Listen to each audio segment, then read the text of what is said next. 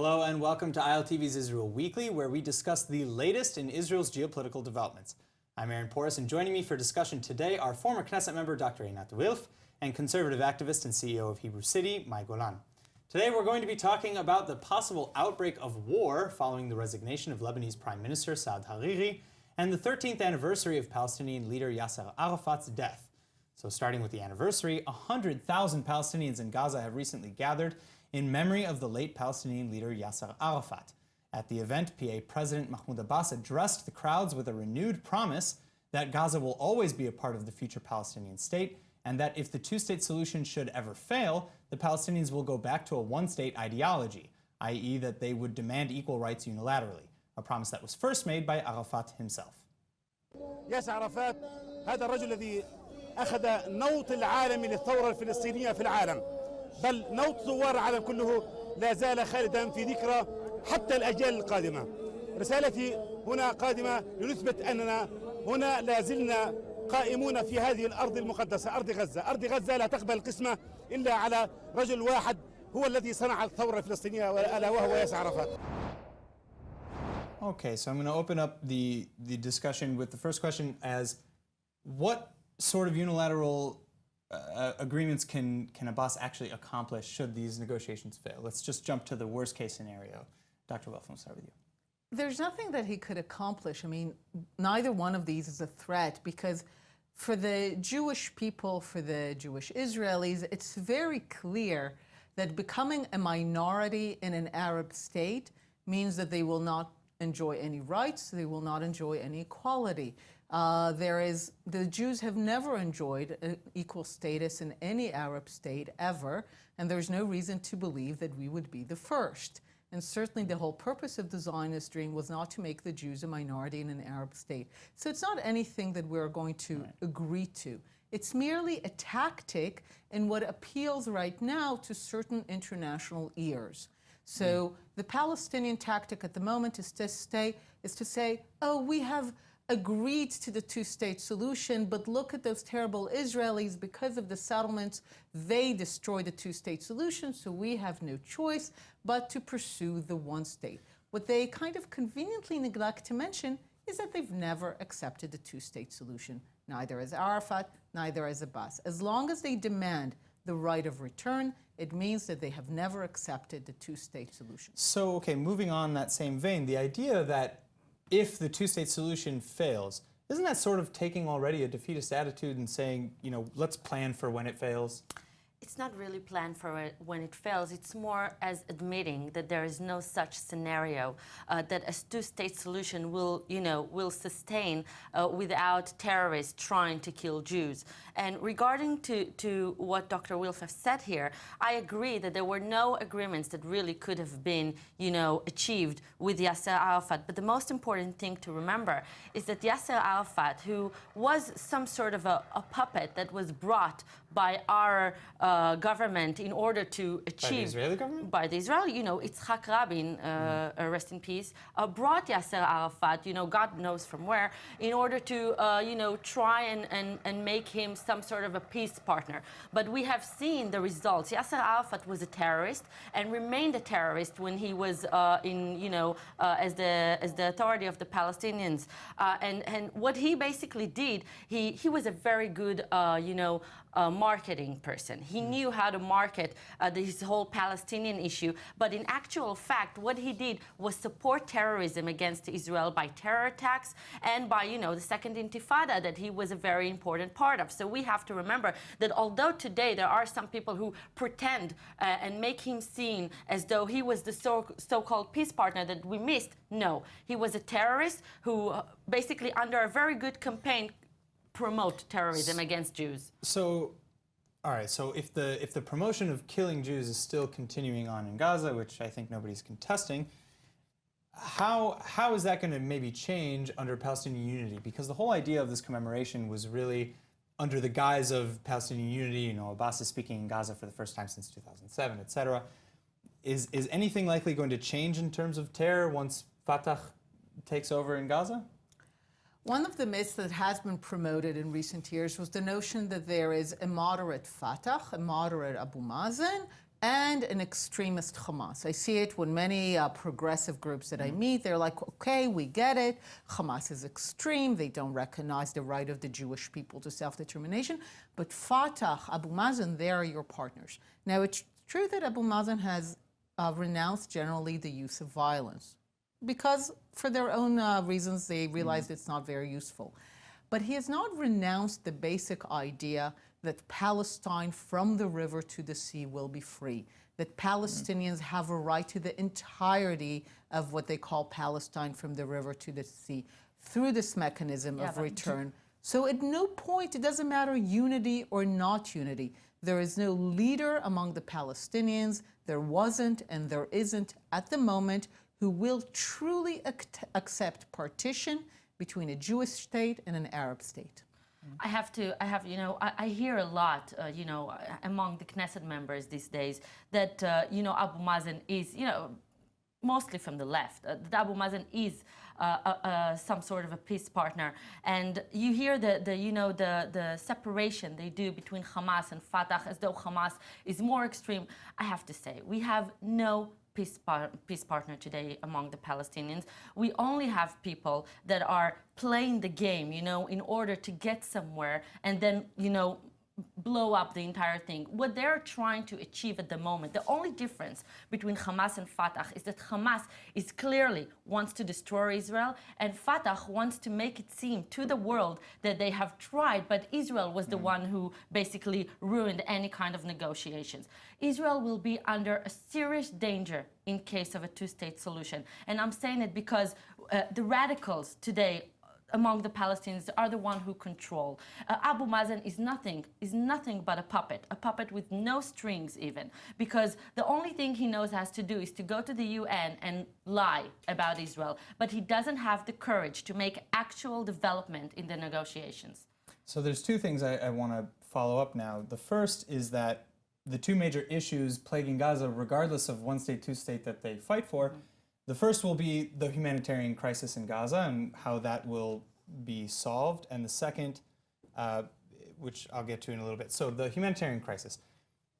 Is Fatah and Hamas, are we going to see another split? Because Fatah is trying to alleviate some of these issues and the pressures, in terms of electricity, water, humanitarian aid, and medicines that have just come in for the first time in 8 months, sometime in some cases longer.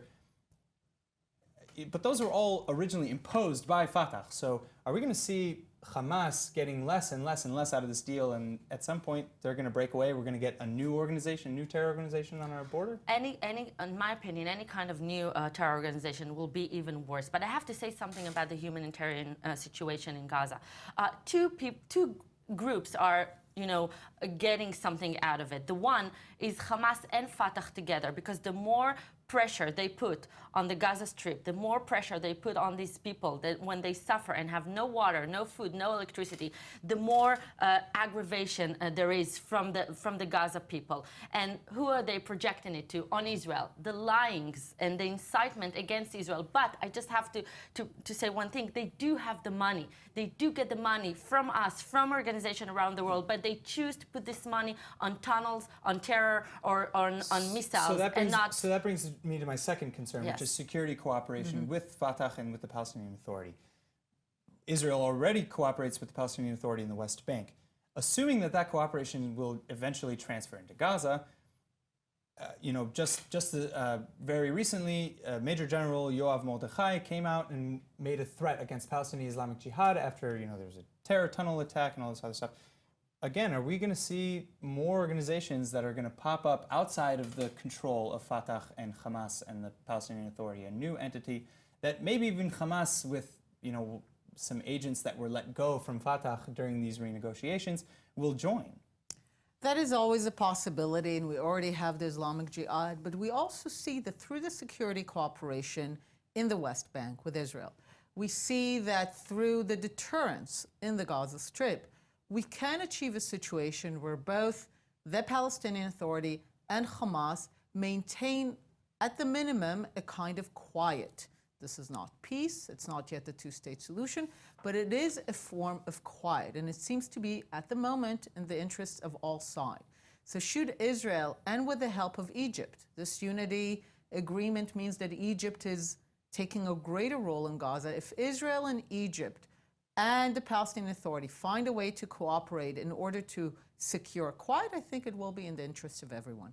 All right. I just think that this quiet, which they call hudna in Arabic, is fake, because they're all using this quietness for something. Some to get more weapons, some to get newer strategy, and it's all in the end a quiet that will be against Israel. All right, well, on that note, we'll move on to our second topic. The Prime Minister of Lebanon, Saad Hariri, has recently traveled to Saudi Arabia, where shortly after his arrival, he posted a video resignation. In the resignation, Hariri describes how his country's government has become the puppet of Iran and Hezbollah. Israel has since come out in support of Hariri's statements and, of course, of Saudi Arabia for allegedly sheltering him. But the fun doesn't stop there. Both the Lebanese government and Hezbollah have made public their suspicions that Hariri was forced to resign under duress and is being held against his will in Saudi Arabia. Now, the Lebanese are talking war, and Israel's been dragged in. الرجل محتجز في السعودية وممنوع حتى هذه اللحظة من العودة إلى لبنان. نضم صوتنا إلى كل اللبنانيين وإلى ما صدر بالأمس عن الاجتماع المشترك لتيار المستقبل وكتلة المستقبل بالدعوة ووجوب عودة الرئيس الحريري إلى لبنان. ما تحطوا هدف القضاء على حزب الله.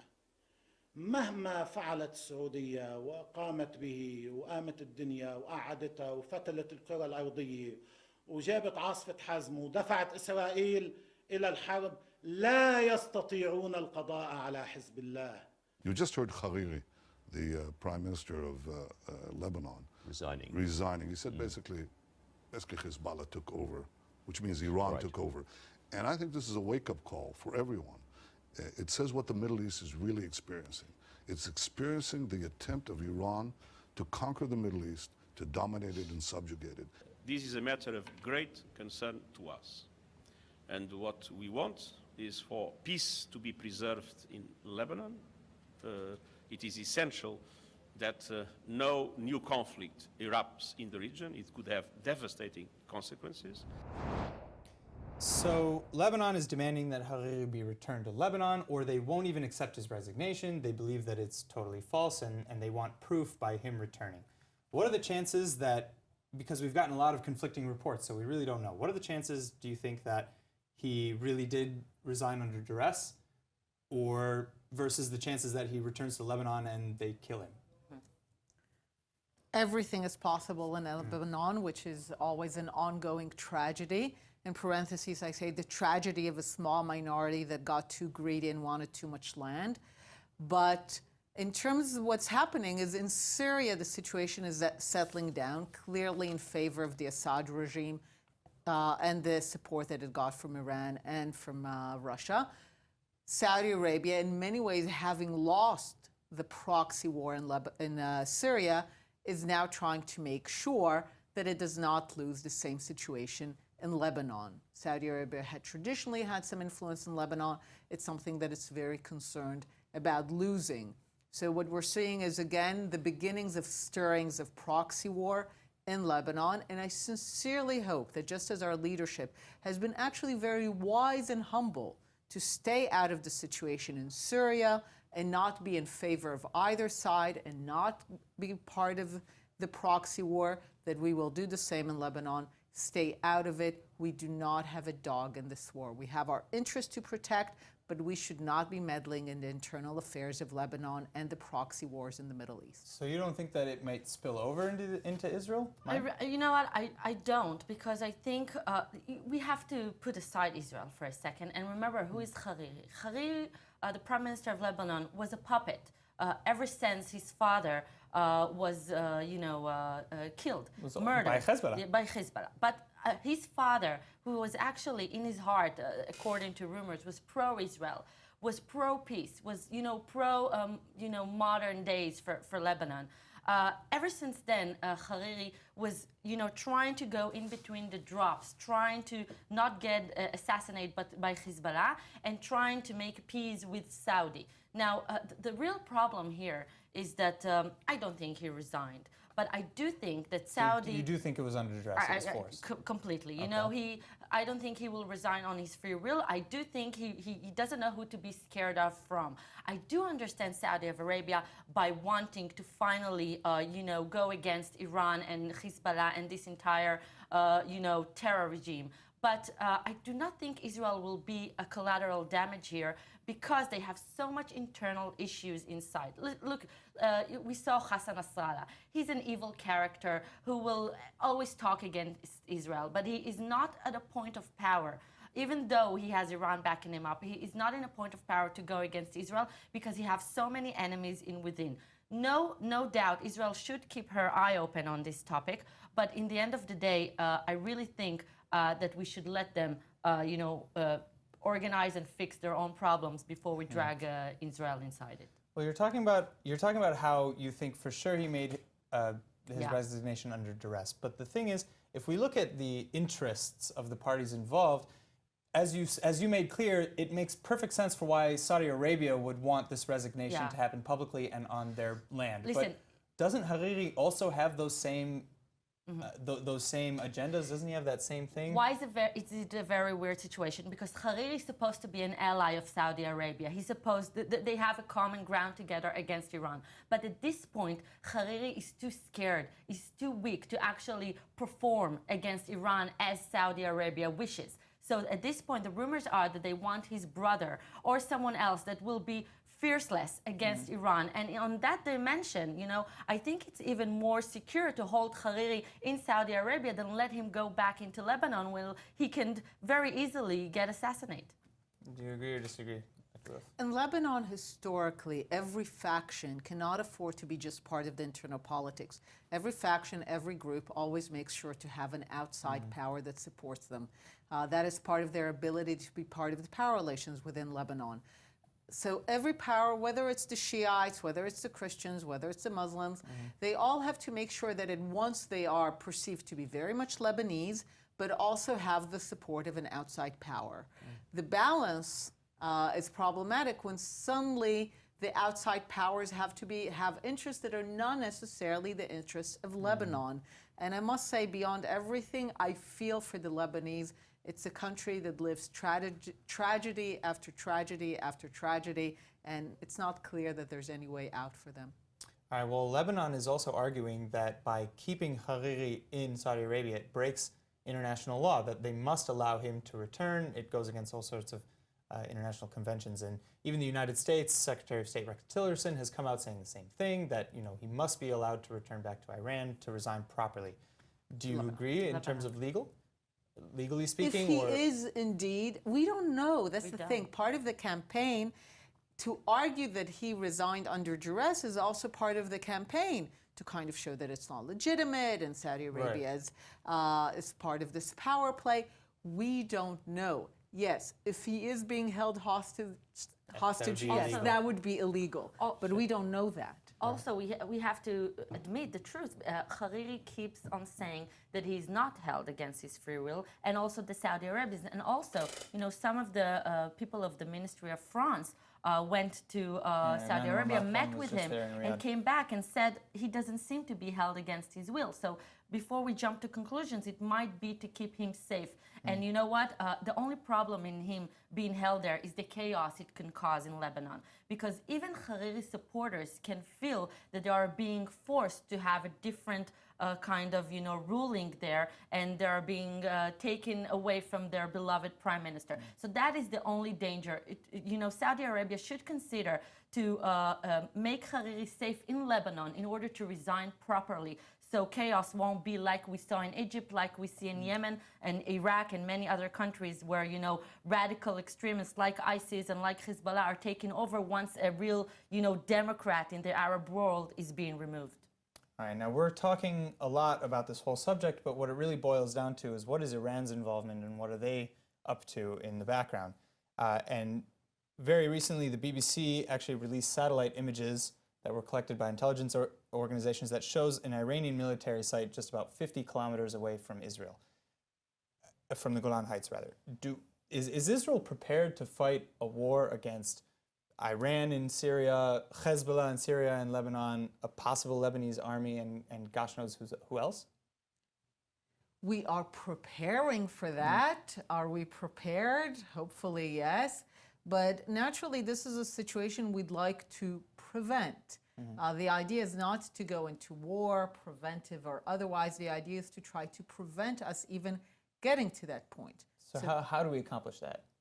With other allies. At the moment, we're not about to do it on our own. We're trying to get other allies, whether it's Russia, whether it is other countries in the Middle East that have similar interests, to make sure that they pursue it.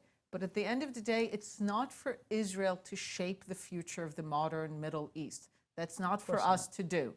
It is for the Arabs to do it, for the Persians, for the Shiites, for the Christians. It is up to them. But we are a regional player. We and are if you're a talking regional about the Persians player, keeping but them themselves, then what are they doing in Syria? But we are a very different kind of regional player in the sense that, first of all, we clearly have what we want.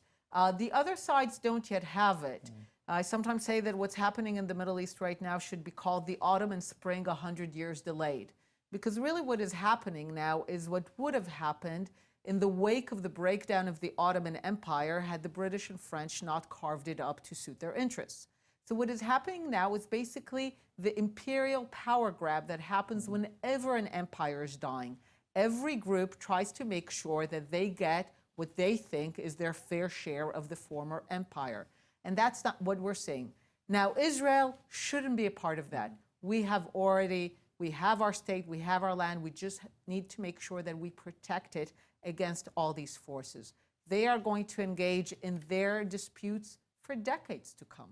It's going to be Syria, it's going to be Lebanon, it's going to be Saudi Arabia. We really just need to stay out of this.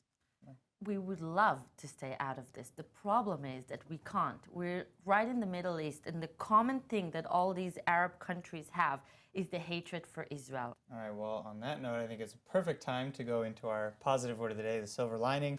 Anything and everything, just a sentence or two of something that you can look forward to despite all the heavy topics we just discussed. I'll start with you, Dr. Wolf. Often people ask me these days when, how can you live in Israel seeing all the insanity around, in the Syrian border, Lebanese, in the Sinai. How do you live in Israel right now? And I say one word, denial. The key to living a very good life in Israel is that we are basically able to enjoy the beautiful life and leave the mayhem to those who are engaged in it.